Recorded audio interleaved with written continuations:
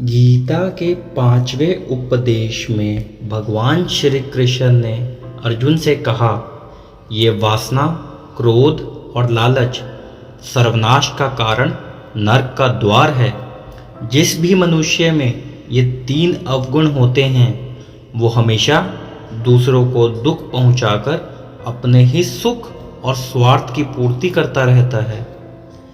किसी भी चीज़ की हद से ज़्यादा वासना करना और क्रोधी स्वभाव होना और मन में लालच होना उसके जीवन के सुख को समाप्त कर देते हैं, उसके सारे रिश्तों में जहर भर देते हैं।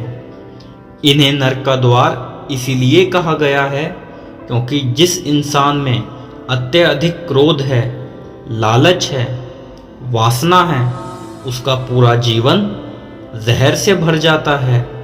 उसको मरने के बाद नहीं, जीते जी यहीं पर नरक का दर्शन होते हैं। और गीता के 6ठे उपदेश में भगवान श्री कृष्ण ने अर्जुन से कहा कि सब भगवान एक ही हैं, कोई छोटा बड़ा नहीं है।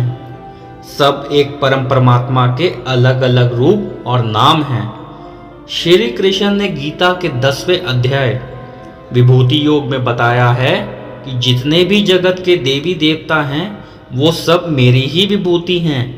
यानी मैं ही शिव हूँ, मैं ही इंद्र हूँ, मैं ही यक्षराज कुबेर भी हूँ, मैं ही अग्नि देव हूँ, देवताओं के गुरु बृहस्पति भी मैं हूँ, समुद्र भी मैं ही हूँ, अक्षरों में ओम भी मैं ही हूँ, काल का महाकाल भी मैं ही हूँ, सारे जगत का नाश, उत्पत्ति और पालन करने वाला भी मैं ही हूँ।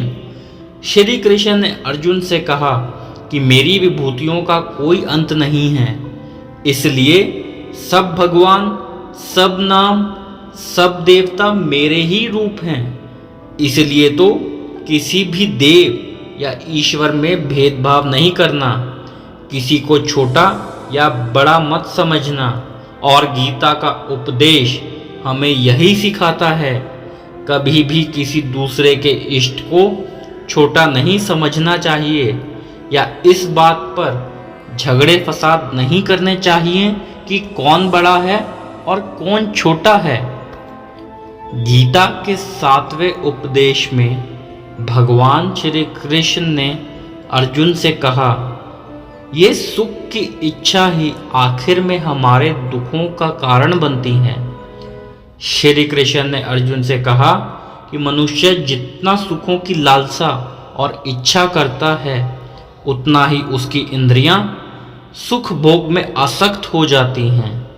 वो उतना ही इंसान का मन संसार के सुख और आकर्षण का गुलाम बन जाता है। और जितना सुख के पीछे भागेगा उतना ही उसे दुख के अनुभव से भी गुजरना पड़ेगा, क्योंकि ये संसार का नियम ही है।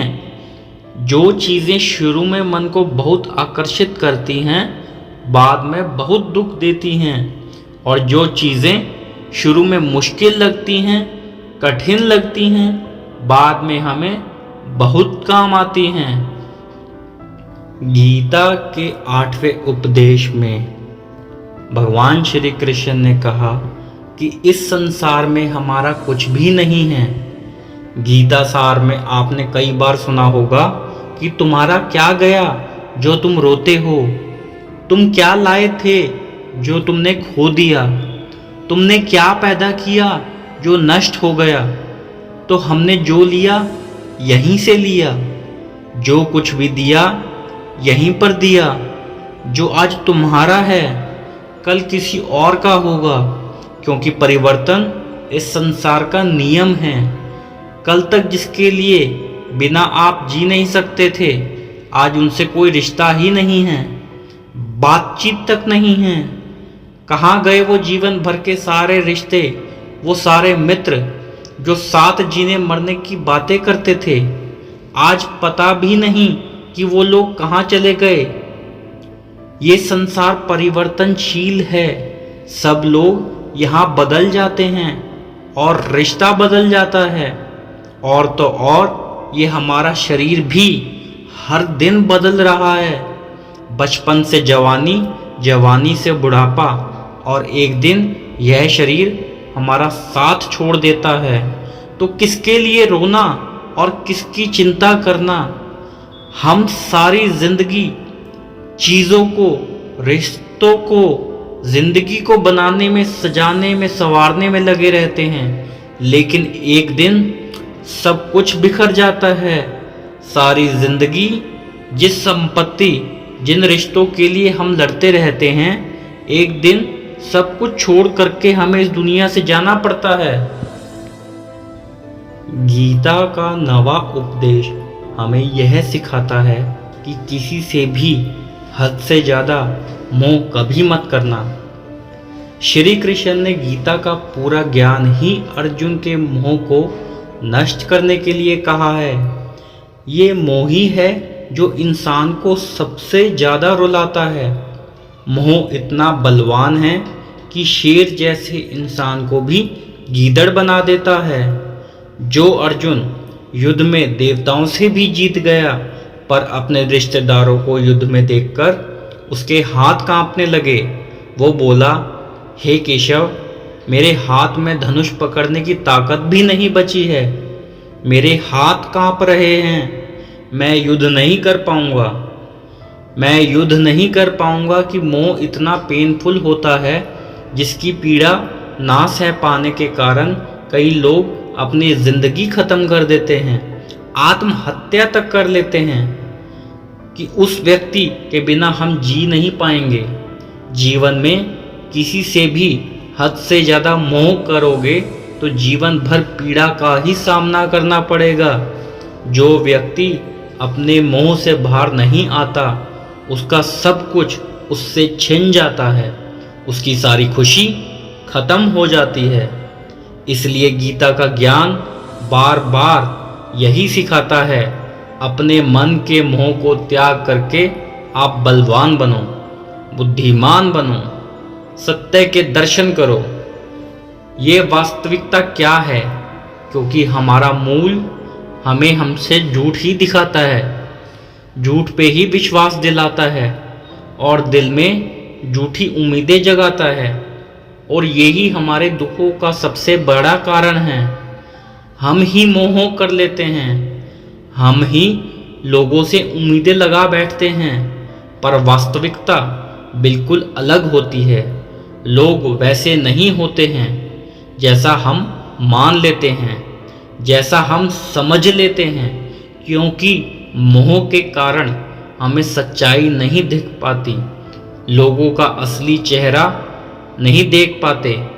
इस गीता का उपदेश हमें यह सिखाता है, जीवन में अगर आनंद और प्रसन्नता से रहना है तो किसी में भी हद से ज़्यादा मोह कभी मत करना।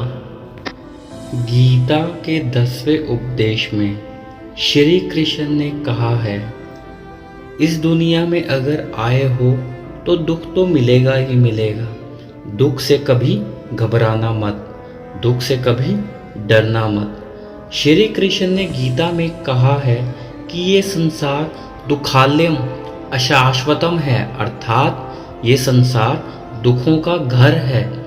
जैसे औषधालय में औषधि मिलती है, पुस्तकालय में पुस्तकें मिलती हैं, या चिकित्सालय में चिकित्सा होती है, वैसे ही इस संसार को भी श्री कृष्ण ने एक नाम दिया है, दुखालय, जहाँ पर दुख मिलते हैं। दुख तो यहाँ हर किसी के जीवन में आता ही है, लेकिन अगर दुख आया है तो सुख भी आएगा।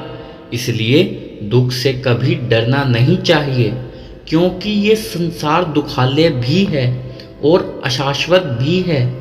अशाश्वत का मतलब ही यही होता है कि यहाँ परमानेंट कुछ भी नहीं है, यहाँ सब कुछ बदल जाता है। दुख सुख में बदल जाते हैं और सुख दुख में बदल जाता है। सम्मान अपमान में और अपमान सम्मान में भी बदल जाता है। खुशी दर्द में और दर्द खुशी में कभी भी बदल जाती है। जीत हार में और हार जीत में कभी भी कुछ भी बदल सकता है। कुछ भी परमानेंट नहीं है, ना ही हम परमानेंट हैं, ना ही हमसे जुड़ी कोई चीज़ यहाँ पर परमानेंट है। क्योंकि ये संसार अशाश्वत है, शाश्वत नहीं है। यहाँ सब कुछ बदलने वाला है, यहाँ कुछ भी परमानेंट नहीं रहेगा, तो आपका दुख भी परमानेंट नहीं रहेगा। इसलिए दुख से कभी भी डरना नहीं चाहिए। गीता का ये उपदेश हजारों साल पुराना है, लेकिन आज भी नए से नया है। पूरे विश्व में गीता को सबसे ज़्यादा पढ़ा गया है और सबसे कम समझा गया है। श्रीमद् भगवद गीता के ये उपदेश अगर कोई व्यक्ति ठीक से समझ ले और उसे अपनी जिंदगी में उतार ले, तो पक्की बात है वो व्यक्ति अपनी जिंदगी में जो चाहे वो हासिल कर सकता है। अपने जीवन की हर समस्या से वो व्यक्ति एक पल में बाहर आ सकता है। श्रीमद् भगवद गीता के इस दिव्य उपदेशों को हमें बार बार सुनना चाहिए और रोज सुनना चाहिए। जब भी जीवन में कोई चिंता या परेशानी आए, एक बार इस उपदेश को जरूर सुन लेना और मन में यह विश्वास रखना कि गीता का ये उपदेश आपकी जिंदगी की हर परेशानी में आपको राह अवश्य दिखाएगा। जय श्री कृष्ण।